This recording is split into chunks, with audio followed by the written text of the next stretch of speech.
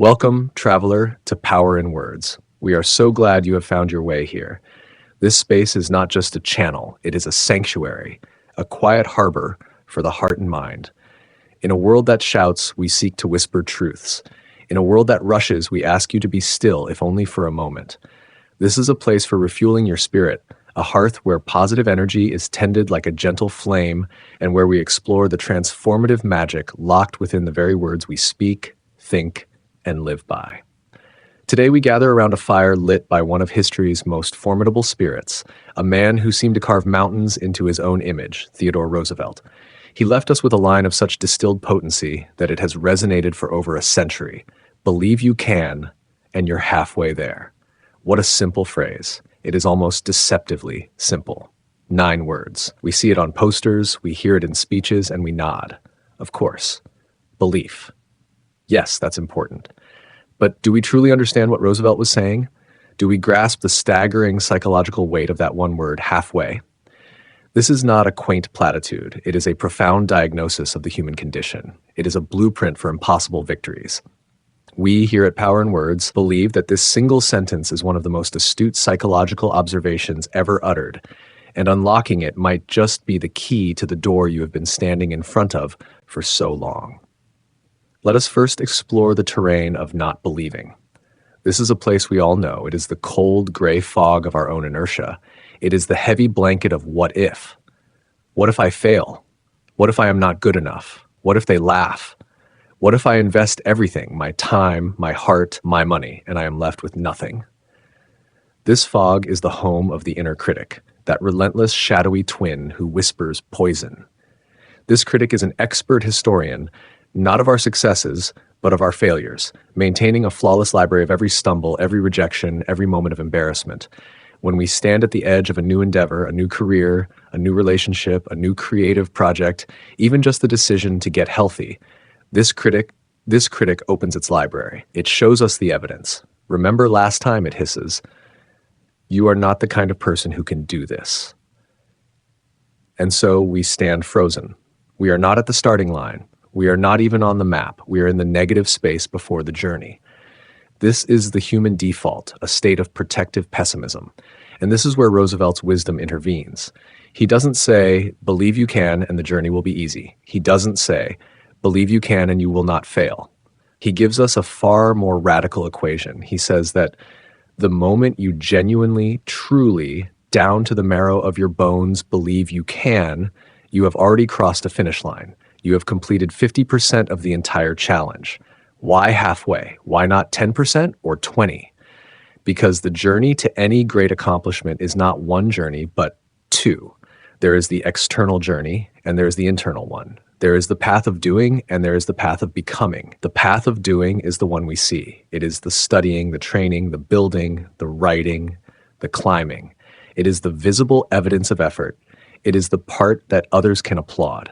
But the internal journey, the path of becoming, is the one that must be completed first.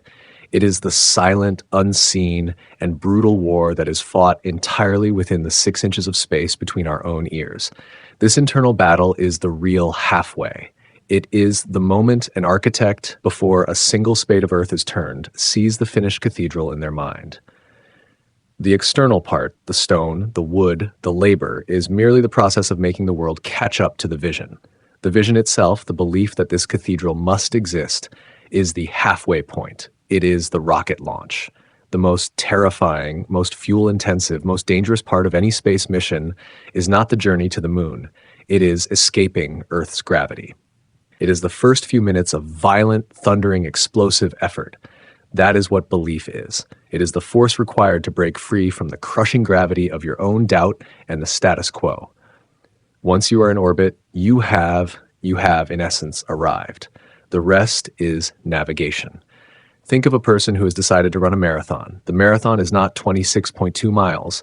The marathon is the months of training in the dark, the rain, and the cold. It is the aching muscles and the I can't. But even that is not the start. The halfway point is the singular moment, perhaps sitting on a couch, lost and uninspired, when a quiet voice inside them finally says, I can do this. And they go online and register for the race. That is the victory. That is the halfway mark.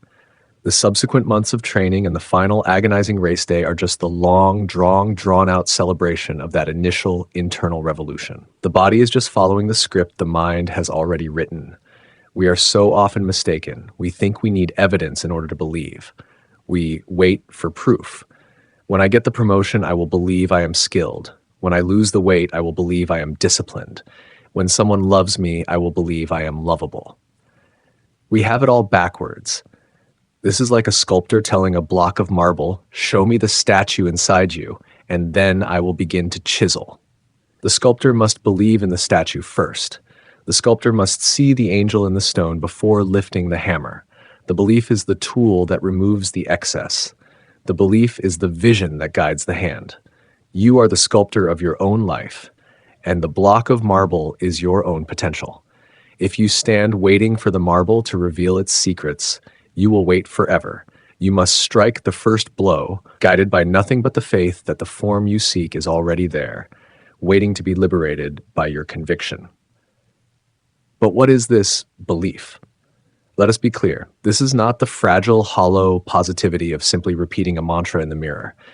This is not toxic positivity, which denies the reality of pain and obstacles. Roosevelt was a man who knew immense tragedy. He lost his wife and his mother on the same day. He was a man who knew physical frailty, a sickly child who willed himself into a titan. He was not talking about a flimsy wish. He was talking about conviction. Conviction is different. Conviction is a belief that has been tested. It's a belief that has faced doubt, looked it in the eye, and chosen to proceed anyway. It is the grit in your teeth. Belief, in the Rooseveltian sense, is an active cognitive and spiritual decision. It is the choice to align your entire being toward a desired outcome. And here is the psychological magic. The moment you make that decision, your entire perception of the world shifts.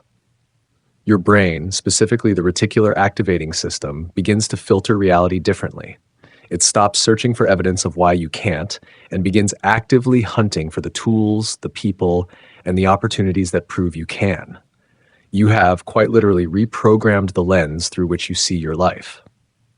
The person who believes the world is hostile will find evidence of hostility everywhere. The person who believes there is opportunity even in hardship will find lessons and allies in the most unexpected places.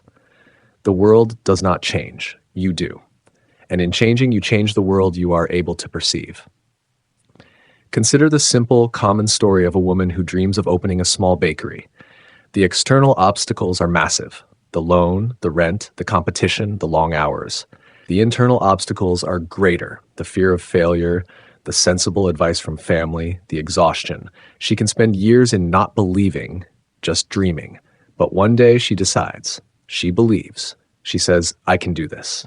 What happens next? She doesn't magically have a bakery, but she starts talking to a friend who, it turns out, knows a landlord.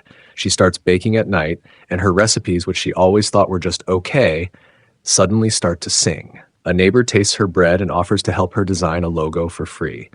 The obstacles do not vanish, but her belief has become a gravitational force, pulling the necessary components toward her. She is halfway there. The rest is flour, water, and time.